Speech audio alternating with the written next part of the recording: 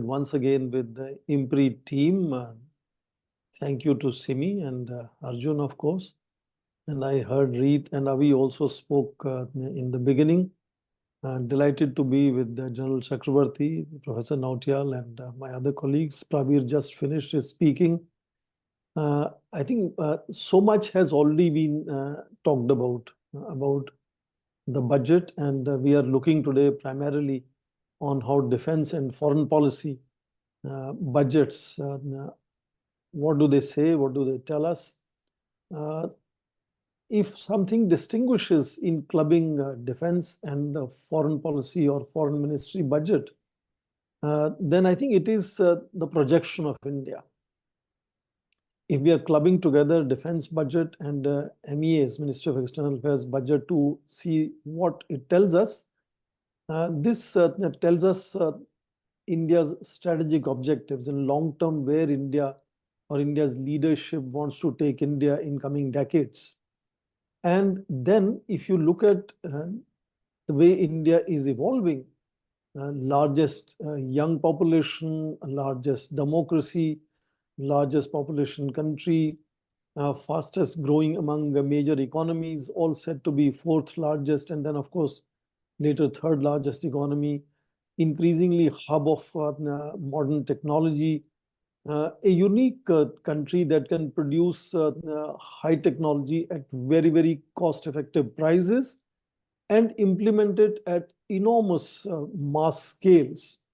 These are things that make India's strategic projections interesting, not just for us in India, but I think around the world. And that is where clubbing together Ministry of Defense and Ministry of External Affairs and reading their future trajectories by looking at the budgetary analysis perhaps becomes an interesting exercise. Something that Prabir just mentioned before me is how MEA is funded overall, generally hovering around 1% of the federal budget, of the budget of Government of India. And that makes it very interesting to then see what it is trying to achieve. And what it has been able to achieve is fairly interesting in terms of its diplomatic visibility around the world, diplomatic footwork, diplomatic outreach, in terms of making that whole emerging India image. But also what I want to underline is the mention that General Chakrabarti made in the beginning, and of course many others also underlined, and the utilization issue. I remember Professor Nautiyal also mentioned how even in education sector, the utilization of budget is as much a challenge as procuring larger sums of money for your particular sector or your particular institution. And therefore, utilization often leads to issues where Ministry of Defense is often seen not being able to spend large parts of defense allocations more often than not. Now, why I'm saying this? Because Ministry of External Affairs has had an excellent record in budget utilization, usually staying at 95, 96% or above in some years, which could partly be explained because they don't have high capital expenditure component in their budgets, just like Ministry of Defense would have a very large size of capital budget in capital expenditure budget for themselves. So in that sense, I think it's interesting to see the comparisons of Ministry of Defense receiving about 13 to 14% of federal budget compared to Ministry of External Affairs receiving only 1% of the federal budget. Makes an interesting comparison. But remember, what Ministry of Defense does, nobody else can do. How to ensure defense of India. And then it goes way beyond. And just from the conventional understanding of defense of India, it does a lot of internal security responsibilities. It also, for about 2-3 decades now, has enormous focus on HADR, humanitarian assistance and disaster relief responsibilities. So Ministry of Defense goes out and does things that are not quintessential, typical defense in terms of conventional definition of responsibilities of Ministry of Defense. Now look at Ministry of External Affairs. The picture is completely reverse. Ministry of External Affairs usually lays out for us the broad bandwidth of do's and don'ts in terms of what is India's foreign policy vision. It explains it, it formulates that for us, but it is not the only ministry that conducts foreign policy. Allow me to say, and I'm sure Professor Nautiyal will vouch me, even each university has a little bit of foreign policy. Of course, every ministry has a foreign policy. There are sister cities. So in terms of implementation of foreign policy, there are many other actors involved, and you have to look at that budget as well, as to how that contributes in implementation of foreign policy. And of course, we all know that a certain critical part of foreign policy is also not just implemented, but even conceived of at Prime Minister's office or in the National Security Council Secretariat, or I would say Ministry of Trade and Commerce. So in that sense, that nuanced understanding of clubbing Ministry of Defense with Ministry of External Affairs is important before we start looking at what is the budget scenario for this year. I believe a lot has already been said on defense budget. So let me confine my comments to much more on Ministry of External Affairs as to how that ensures with a limited budget, enormous responsibility of a diplomatic outreach around the world to nearly 210 countries and territories with 190 plus missions around the world and so on. Now, it's important to see that when we look at the federal budget, the largest allocations, in fact, the entire revenue resources generated go to Ministry of Finance.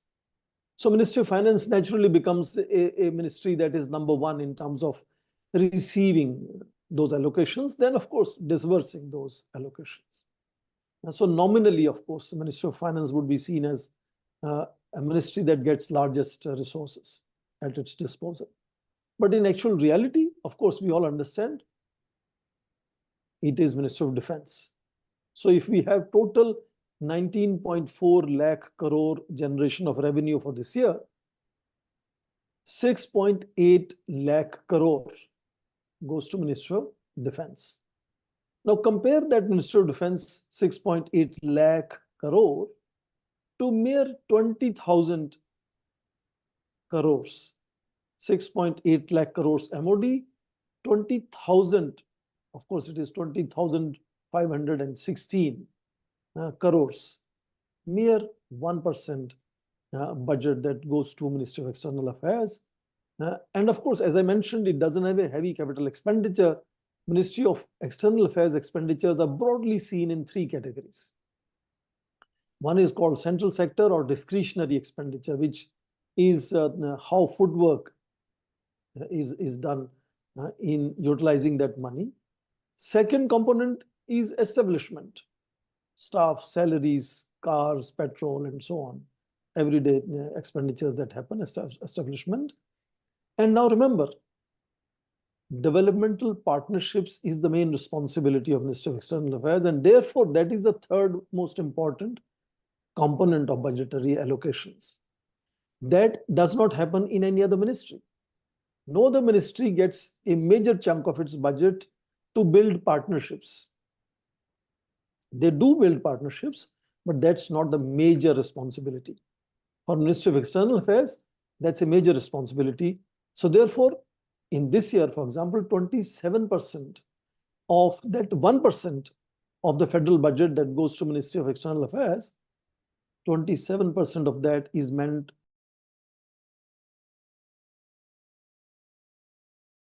for developmental partnerships.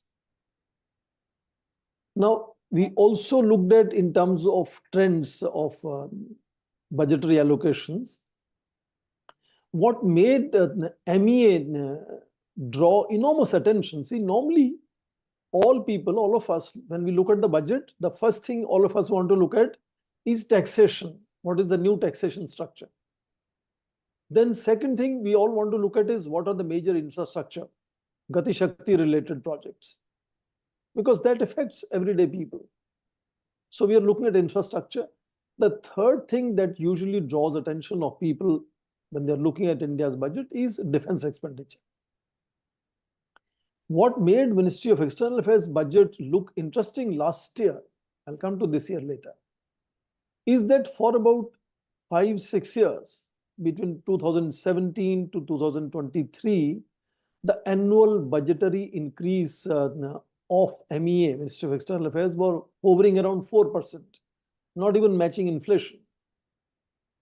Remember last year, MEA received a 23% raise in their annual budget, which was very noticeable, partly because we were hosting, you remember, G20 summit meeting. So that was a major responsibility for Ministry of External Affairs. But that made headlines that Ministry of External Affairs was now receiving suddenly 23% raise in their annual budget.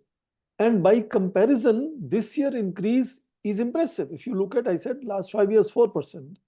If you compare that to this year, 15.45%, then Ministry of External Affairs is drawing enough attention of national leaders.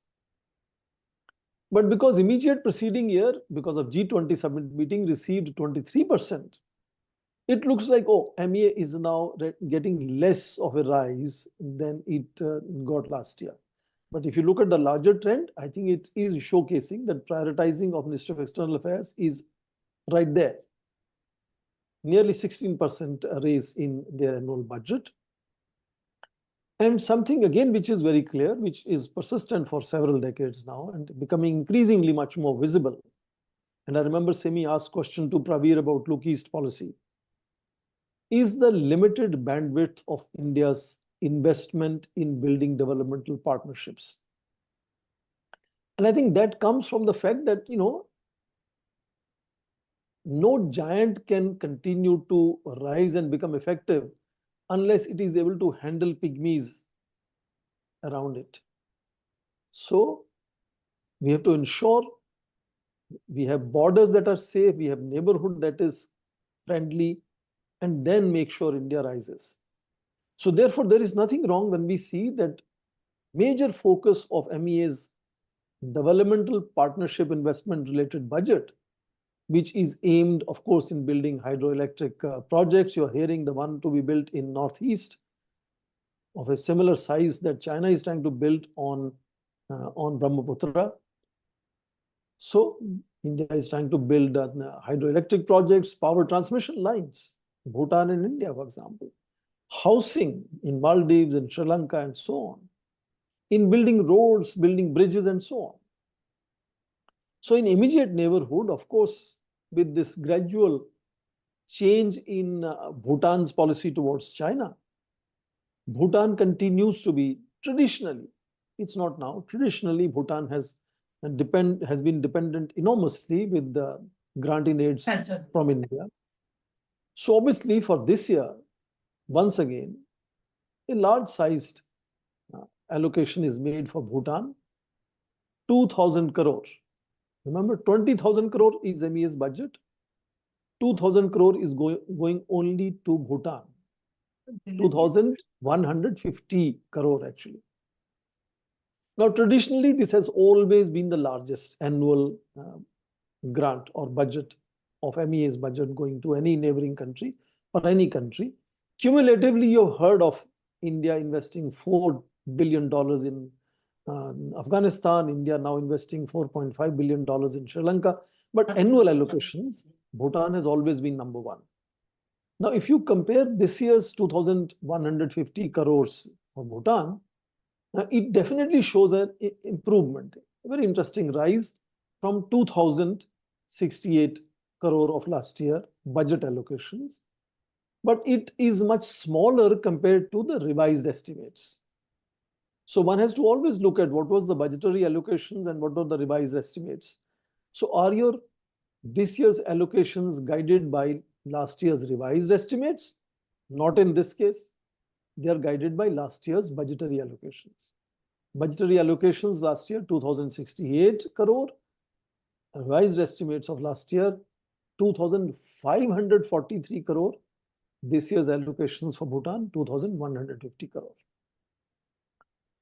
This year's most impressive raise in neighborhood goes to Maldives. Maldives has really drawn enormous attention. You remember President Moizu visited India. Indian foreign minister has been going to Maldives. So that smoothening of the relationship, which was becoming China-centric at some stage, and India out was becoming the slogan, has been attended to now by providing a major jump. Because here, 600 crores to Maldives are much, much higher even from the revised estimates of last year. Revised estimates of last year were 470 crore. This year, budgetary allocations are 600 crore. Last year's budgetary allocations were only 400 crore. Similarly, Sri Lanka, I mentioned $4.5 billion cumulatively post-economic crisis. But annual budgetary allocations of Ministry of External Affairs is a slight interesting increase from last year's budgetary allocations of 245 crore to 300 crore this year. Nepal is another, of course, that has been interesting. I think earlier that figure was mentioned by Pravir of about 700 crore to Nepal. But India is now becoming global in that sense. So what are we doing at global level? Pravir mentioned about Chabahar. But remember, President Donald Trump is now threatening to, do away with the waivers that were given to India on sanctions to be slapped on India for investing on Chabahar. So in that sense, yes, Chabahar's budget continues as last year, 100 crore. But we will see whether that money is being spent this year or what happens to those sanctions to be imposed if waivers are removed. I think the most interesting, you remember Prime Minister had visited Guyana, and the whole regional multilateral organization had a summit meeting with Indian Prime Minister. Indian Prime Minister went to Brazil, of course, for the G20 summit meeting. But interesting it is that the budget for Latin America has gone up from 30 to 60 crore, but looks much less compared to revised estimates of 90 crore. So Latin America is not receiving the attention that maybe it should have received, because we have to, go global in that sense. Indian Prime Minister, you remember earlier, a year before, had visited Papua New Guinea, and all the West South Pacific countries had come together and met him. Now, another area where we see is front-loading of India's culture. See, India's foreign policy is making sure that we project India's culture and diaspora. These are two important linkages. So this year, for example, 20 crore of the 2,000 crore for external, 20,000 crore budget, 1% of MEA's budget in that sense, is exclusively allocated to supporting cultural projects. India is also trying to open many new missions. You remember in Southeast Asia, we are now also going to have a mission in the 11th country in the region. I know the capital is Delhi, but I'm trying to remember. Timor-Leste, we are opening a mission now there. So many new missions are being opened. And that budget is seeing about 9 to 10% increase. And of course, most interesting, Indians are now traveling around the world. So Passport Center's budget in MEA has witnessed a 50% increase. That means more and more people are going to be traveling to foreign countries for business, for pleasure, for whatever other reasons. And now look at this fact that this may be a small developmental partnerships related budget that India has, but this becomes increasingly interesting because of the US aid under question now. United States Assistance for International Development, USAID, all their budgets have been put on a halt. A friend of mine was supposed to come to New Delhi on 20th February under that grant. And we were supposed to have a meeting here, and that has been now also put on pause. So that scholar is no longer able to visit India. I'm talking of a personal case that I know of. So US aid coming under question, likely to be, people even said, disbanded. US withdrawal from World Health Organization, Human Rights Council, Paris Climate Change Agreement. I think that will put much more focus on India's developmental aid now and India's developmental partnerships. And that would mean that we might see, why I'm making this point, we might see that the revised estimates, these are budgetary estimates. The revised estimates by the end of the financial year may see much more increase this year because anticipations from rising India are going to be very different. And now with the United States withdrawing, retreating, shrinking in terms of its indulgences around the world, we'll see anticipation, expectation from India going up. And I assume that you will see this year that budget estimates and revised estimates will have much larger gap than we have had usually earlier years. Of course, next Thursday, today is Thursday, next Thursday, you will see Indian Prime Minister meeting President Donald Trump. And we are all waiting to see what comes out of that meeting and how India looks at, taking more responsibilities around the world as United States bring to focus much more inward.